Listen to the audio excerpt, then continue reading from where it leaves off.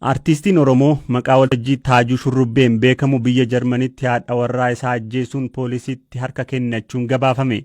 Miidiyaaleen biyya Jarmanii bulchiinsa Firaankooniyaa bakka jireenyaa kooluu galtootaa keessatti jalqaba dubartiin lammii Itoophiyaa ajjeefamtee argamuu gabaasa poolisii waabeeffachuun kan gabaasan yeroo ta'u, booda namni ganna 35 poolisiitti harka kennachuu gabaasan.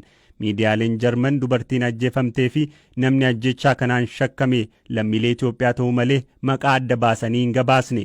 Ajjechaa kanaan walqabatee poolisiin qorannoo barbaachisu gochaa akka jiruu fi haleellaan irratti raawwatamee dubartiin ganna 28 jaalallee yookaan abbaa warraa isheetiin du'uu ibsaniiru. Daa'imni umriin isaa hin ibsamne garuu barataa sadarkaa tokkoffaa ta'e mana itti jiraatanii bakka kunuunsa argatutti geeffamuus gabaasan.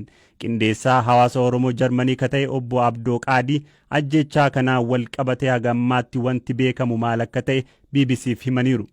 Taajuu Shurrubbee Oromoo baay'eetu beekanii artistii beekamaa biyya kana keessa jiraatu. Haadha warraa yeroo dhihoo kana biyyarraa fidatee sirnaan fuudhee fidatee egaa isheen mana isaa keessatti ajjeefamuu poolisni gabaatee innis harka kennuu anatu ajjeese jedhee harka kennuu maqaan isaa garuu hin tuqamne gabaasa poolisii irratti booda bakka sana ka jiru bakka kaampii baqattoota inni keessa jiraatu ka jiru namni Itoophiyaa yookaan Oromoo isa qofaa akkasiin booda ollaanis namoonni achi dhihoo jiraatan dhimmi Taajuu fi haadha warraa isaa ta'uu egaa mirkaneessan jechuudha. Kanatu dhalate.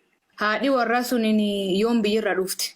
Amma biyyarraa dhufuunsee baatiiwwan muraasa lakkoofsisee jira. Isaa waliin ka hawaasni Jarmanii waliin arguu eegale baruma kana keessa baruma 2022 kana keessa.